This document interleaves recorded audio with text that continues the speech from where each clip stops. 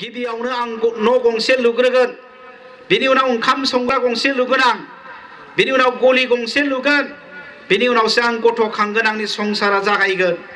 बेनिखायनो बिथाङा बुंदों जोंहा राव दंखायो, जोंहा थुनलाइबो दंखायो, जोंहा हारिमुबो दंखायो, जोंहा गासिबो दंखायो।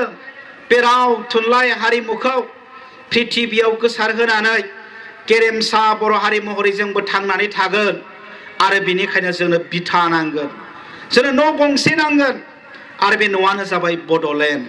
बेनिखायनो बर' माहारिखौ बुहुमाव गेरेमसा हारि खालामनो थाखाय जों सोमावसारनो ओंखारदों। आरो बे सोमावसारनायाव हौवा हिन्जाव बोराय बुरै सेंग्रा सिख्ला गथ' गथाय बयबो बाहागो लानांगोन। बिथाङा फोसावबाय, मबिलाइज खालामबाय। 1987 मायथाइनि 2 मार्चनिफ्राय सोमावसारनायखौ जागायबाय। सोमावसारनाया गोख्रोंनिफ्राय गोख्रों जालांबाय। बै सोमावसारनायाव माबायदि थासारि जायामोन जोंनि गोजाम मानसिफ्रा मिथिगौ, बिथांमोना मिथिगौ। आसाम पुलिसा बुख्रुबदों, आसाम पुलिसा जिनाहारि खालामदों। क'क्राझार सराइबिराव गायदेमोनखौ हेलेनामोनखौ गावथारदों। उदालगुरि जिल्लायाव गोदोनि दरं जिल्लायाव गोबां मुंख्लं जादों। पुलिसफोरा माइरं दोनग्रायाव, माइ दोनग्रायाव, दैखराव बिस लुलांदों, अन्थाइ देफ्लेनानै होलांदों। गोबां बुख्रुबदों, गोबां गावथारदों, गोबां जेलाव सोदों। बे जाबाय उपेन्द्रनाथ ब्रह्मनि, बड'फा उपेन्द्रनाथ ब्रह्मनि दैदेननायाव जानाय आन्दलन। आन्दलना सोलिगासिनो दङ, सोमावसारनाया जागासिनो दङ। हरखाब बिथाङा लोमजाबाय, बेमाराव गोग्लैबाय, बिथांखौ हस्पिटालाव लांबाय। हस्पिटालाव लांनायाव रिपर्ट मोनबाय, डक्टरा खौरां होबाय जे बिथांनियाव ब्लाड केन्सार जाबाय। आरो ब्लाड केन्सार जानायखाय मुम्बाइनि टाटा मेम'रियेल केन्सार इन्स्टिटिउटआव बिथांखौ बेमार फाहामनो थिसननो गोनां जाबाय। बे इन्स्टिटिउटआव, बे हस्पिटालाव केम' इन्जेक्सन होबाय। केम' इन्जेक्सन होनानै बिथांनि खानाया गुबाय, लान्था जाबाय। बेनिखायनो बिथांखौ जों दिनै सावगारियाव, फटकआव जोङो थफि हमनाय सावगारि नुयो। बेमारि देहाखौ लानानै आलादा रायजो बड'लेण्डनि थाखाय खेबसे नङा, खेबनै नङा, खेबथाम नङा, खेबब्रै नङा, खेबबा बिथाङा सावरायलांदों भारत सरकार, आसाम सरकारजों। 5थि खेब सावरायखांनायनि उनावबो बिथांनि बेमारा फिन आरोबाव गाज्रि जानो हमबाय। बेनिखायनो फिन बिथांखौ मुम्बाइनि टाटा मेम'रियेल केन्सार इन्स्टिटिउटआव थिसनफिननाय जाबाय। बिथाङा थैसिगोनखौ मिथिखाबाय, सोमावसारग्रा लोगोफ्रा मिथिखाबाय। डक्टराबो बुंबाय जे बिथाङा थानाय नंलाखौ मिथिखानानै गावनि सोमावसारग्रा लोगो गारलाबाथा बसुमतारिया बेमारिफोरनि बिसिनायाव उन्दुनानै दं। बड'फाया खाथियाव जिरायफानानै वाकमेन लानानै सोंदोंनो, आदा नोंनि जोबथा लुबैनाया मा? नोंनि लास्ट उइसआ मा? गाबै गाबै बेमारिफोरनि बिसिनायाव उन्दुनानै बुंलांदोंनो, आंनि जोबथा लुबैनाय, आंनि लास्ट उइस, बर'फोरनि गेजेराव जांख्रिखांनायखौ लाबोथारनांगोन। आरो बर'आ बुहुमाव गेरेमसा हारि महरै गायसनजाथारनांगोन। बेनो आंनि लास्ट उइस, बेनो आंनि जोबथा लुबैनाय। जों बयबो बर' फिसाफोरखौ सोगाबनानै 1990 मायथाइनि 1 मे अक्ट'आव बिथाङा रुंसारि जालांबाय। दिनै प्रमद बर' दैदेननाय दुलाराय बर' फरायसा आफादा बै बेमारिफोरनि बिसिनायाव उन्दुनानै गाबै गाबै बुंलांनाय बाथ्राखौ सिगाङाव दोननानैसो, बड'फा उपेन्द्रनाथ ब्रह्मआ थिनलांनाय बाथ्राखौ सिगाङाव दोननानैसो दिनैनि दुलाराय बर' फरायसा आफादा खामानि मावगासिनो दङ। गोदान जेबो खामानि मावाखै, गोदान जेबो हाबाफारि लायाखै। बिथाङा बुंलांनाय बर'फोरनि गेजेराव जांख्रिखांनायखौ लाबोथारनांगोन आरो बर'आ बुहुमाव गेरेमसा हारि महरै गायसनजाथारनांगोन। बेनो आंनि लास्ट उइस, जोबथा लुबैनाय। बे बाथ्राखौ सिगाङाव दोननानैसो जों खामानि मावदों। मानोना मानगोनां नोंथांमोन, जोंनो आलादा रायजो नांगौ बेखौ बुंलांदों, थिनलांदों।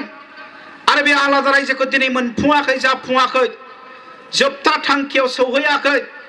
बिटिसिआव थाबथाफैनो गोनां जादों बेनिखायनो दिनैनि दुलाराय बर' फरायसा आफादा सोमावसारग्रा हानजाजों लोगो नांनानै आलादा रायजो बड'लेण्डखौ मोननो थाखाय सोमावसारगासिनो दङ सोमावसारनायाव मोननै बाथ्रा बुंनो गोनां दङ मानो सोमावसारदों आरो माबोरै मोनगोन मानो सोमावसारदों होनोब्ला आं एसे आगोलाव बुंबोबाय असमिया मानसिफ्रा जोंखौ दिनैबो गादबो दिनैबो नेवसियो गोदोथ' गोदो खालामखाबोबाय दिनैबो जोबाखै 1958 मायथाइ 1958 बे बोसोराव क'क्राझार फाथारमारिनि मोनसे मोसाग्रा हानजाया दिल्लीयाव गणतन्त्र दिवस फालिनायाव रिपाब्लिक डे फालिनायाव मोसाहैदोंमोननो बागुरुम्बा बे मोसानाया फार्स्ट प्राइज मोनबोदों सेथि प्राइज मोनबोदों 1958 सनावनो आरो बे बोसोराव रासियानि मस्क'निफ्राय सासे राजथान्दै भारताव दंफैयोमोननो बिथाङा बुंलांदोंनो आं बे मोसानायखौ जोबोद मोजां मोनबाय आरो बे मोसानायखौ जोंनि हादोर रासियायाव मोनसे हाबाफारियाव लांनाय जाथोंसै भारत सरकारखौ बुंलांबाय भारत सरकारा आसाम सरकारखौ बुंहरबाय जे नोंथांमोननि समायना मोसानायखौ रासियायाव बिहरदों मस्क' बिहरदों नोंथांमोना थिनहरनांगौ नाथाय आसाम सरकारा बर'नि बागुरुम्बा मोसानायखौ दिल्लीयाव रासियायाव थिनहरालाबानो गावसिनि बिहु मोसानायखौ थिनहरदों आरो रासियानि बै राजथान्दैया बुंदोंनो आं नुबोनाय मोसानाया बे नङामोन आं बेखौ नुबोआखैमोन आं नुबोनाय मोसानाया दिनै बेयाव सौफैयाखै बे बाथ्राखौ प्रमद बर'आ बुङाखै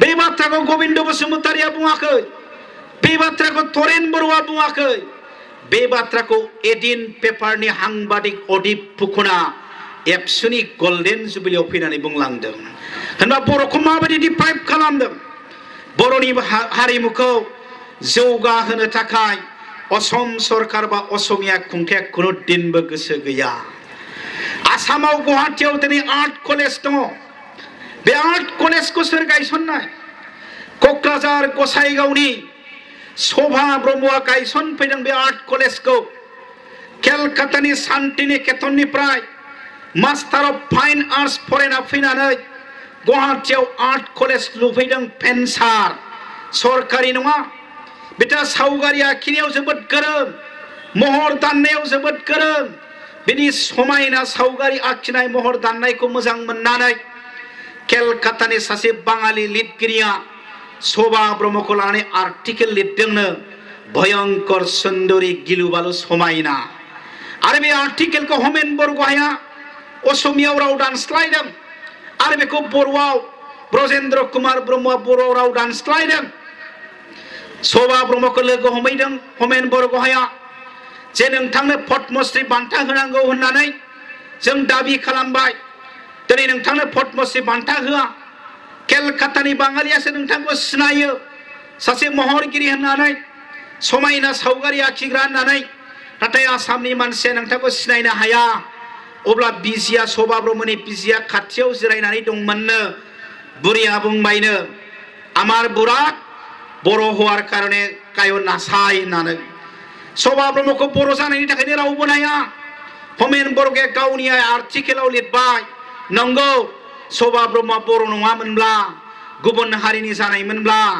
पद्मश्री बान्थाबो मोनसिगौमोन आरो शोभा ब्रह्मखौ लानानै गोबां बाथ्रा सावरायसिगौमोन दिनै होनबा बर' मानसिखौ नेवसियो बर' मानसिखौ दिनै बान्था होआ बर' मानसिनि जाफुंसारनायखौ गनायनो गोसो गैया होनबा जोङो बे आसामजों बे असमियाफोरजों जों बोरै थागोन कम्पालसारि एलपि स्कुलाव बर' फरायनांगौ सरि असमिया फरायनांगौ कम्पालसारि एमइ स्कुलाव असमिया फरायनांगौ कम्पालसारि हाई स्कुलाव असमिया मिडियाम फरायनांगौ बै समाव जाबसिननो नागिरदों असमियाफ्रा असमिया मिडियाम फराय जोंनिया बुंदों जों फरायनो हाया नांगौबा जों आसामनिफ्राय जुदा जागोन नोंथांमोनजों जों थानायाव गैया जायनि थाखाय सोमावसारनो गोनां जादों आसुनि आसाम एकर्ड 1979 आव आन्दोलन जादों 1985 आव एकर्ड जादों 6 number clause आव लिरनाय दं थागिबि मानसिफोरनि रक्षा कवच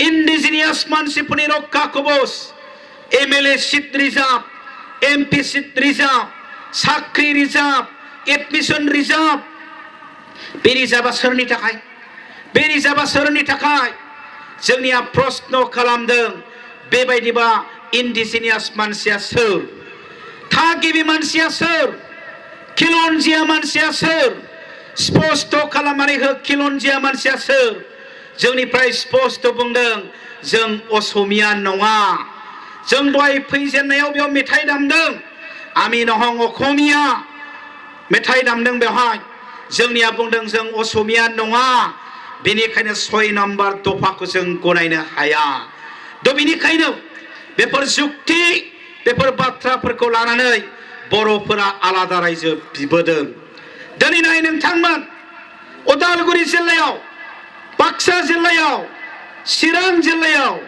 क'क्राझार जिल्लायाव बिश्वनाथ जिल्लायाव सनितपुर जिल्लायाव धेमाजि जिल्लायाव गुबुन गुबुन जिल्लायाव एलपि स्कुल भेन्सार मानो सरकारि खालामा एमइ स्कुल भेन्सार मानो सरकारि खालामा हाई स्कुल भेन्सार मानो सरकारि खालामा गोसो जायोबा आसाम सरकारा खालामनो हायो बे स्कुलफोरा बर' मिडियामनि स्कुल बेनिखायनो प्रभिन्सियेलाइज खालामा दिनै रिटायार पस्ट थैनायफोरनि पस्ट भेकेन्ट पस्ट दिनै टेटजों एमइ एलिमेन्टारि स्कुल सालायदों दिनै कन्ट्रेक्ट फोरोंगिरिजों हाई स्कुल सालायदों जों बुंदों बिना सर्त बर' मिडियामनि LP school ME school high स्कुलाव फोरोंगिरि थिसन दिनै भेकेन्ट पस्टआ जोबनानै दं सासेबो फोरोंगिरि थिसना मानो थिसननो बर' मिडियामा सानफा गंफा